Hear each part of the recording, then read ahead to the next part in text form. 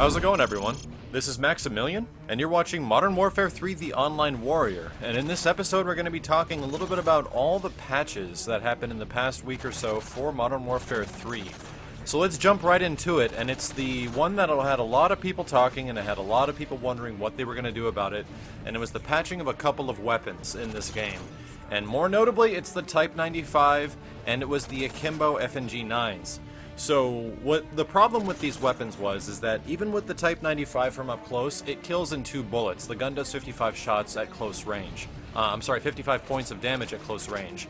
So that literally meant that if you just hip-fired at close range, it would instantly put a guy down, technically making it better than a shotgun, but then it was also an effective long-range weapon. The FMGs also had a big issue where they were brutally overpowered. Their rate of fire was ridiculously high for the amount of damage output and how concentrated the fire was. You can actually be deadly accurate with Steady Aim or Steady Aim Pro with these weapons because it would just do so much damage in a small concentrated area. It was by far ridiculous, and it was pretty fair to compare them to the Model 1887s of Modern Warfare 2. So let's talk about what they did to these weapons to make them not so brutally overpowered. A lot of people still say the Type 95 takes a lot of skill to use, but my biggest issue is that it kills so fast up close, and that seems a little unfair for things like even shotguns and SMGs to not kill in 2 bullets. But I was thinking that they were going to lower the close range damage of the Type 95, and surprisingly they didn't. What they ended up doing to the gun is changing the reticle size. So for example, when you hip fire with a certain weapon, the reticle is different sizes depending on how big the spread is. And the spread for the Type 95, even from hip fire, was rather concentrated. If you stuck Steady Aim in there, you literally did not have to aim the gun from even close or mid-range in some situations. It just instantly put people down. But what they did is they increased the spread size a little bit so the gun doesn't shoot so much in a small concentrated area. So that's kind of a welcome thing, but it didn't change the fact that the weapon still has incredible damage. Even sometimes burst firing or just hip firing up close will get you a kill. And the Type 95 can easily be considered one of the best guns, if not the best gun in the game still. So if we want to talk about the FMGs, well, the FMGs seem to get nerfed a little bit more than the Type 95 did, but it got the exact same thing to happen to it. Essentially, its reticle size during hipfire was reduced, and it's still ridiculously effective. It's still perhaps one of the best akimbo weapons up close for close range.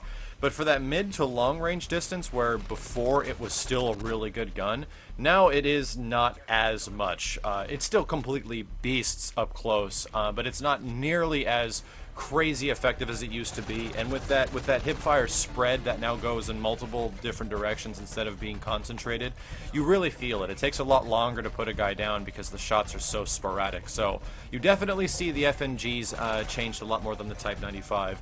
But what I'm kind of disappointed is that they didn't go as far as to make the weapons like similar to other weapons.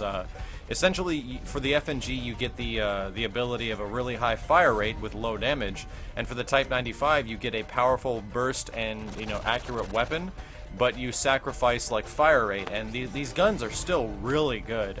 It's surprising that that's all they did. So leave a comment below if you guys agree that the changes to these weapons was kind of minuscule.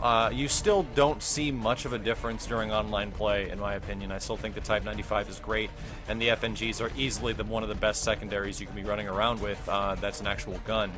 And the last patch that came out was one that was addressing the lag compensation that many are talking about. So lag compensation has been in Modern Warfare 3 since essentially Call of Duty 4, when IW started the new series of Call of Duty games. But the problem is that ever since Black Ops and ever since Modern Warfare 3, the lag has been an issue. There's always been a big problem with lag. It got a lot better in Black Ops, but now it's perhaps the worst thing about Modern Warfare 3, and it's affecting so many players, and everyone is not on an even playing field. So what they tried to do was address this issue by giving people more of a fair vantage, and quite literally, I've been playing the game for a couple of days with this new patch to fix the lag and the lag compensation, and quite literally, I have seen absolutely no difference. So I honestly hope that Modern Warfare 3 starts to take the path of Black Ops, where Black Ops started fixing the issues, and Black Ops the connection problems became much less over time, But if you guys have also run into the same thing where you really don't think that the last two patches have done that much, leave a comment below. If you found something that is proving like really heavy information that, wow, like these patches are actually severely affecting and fixing things, then I'd also like to know, and it'd be great if you left a comment for that as well. But I'm really curious to see the path that Modern Warfare 3 is taking, because this issue with the lag is really affecting the game, and hopefully, or I hope, that it gets fixed very soon.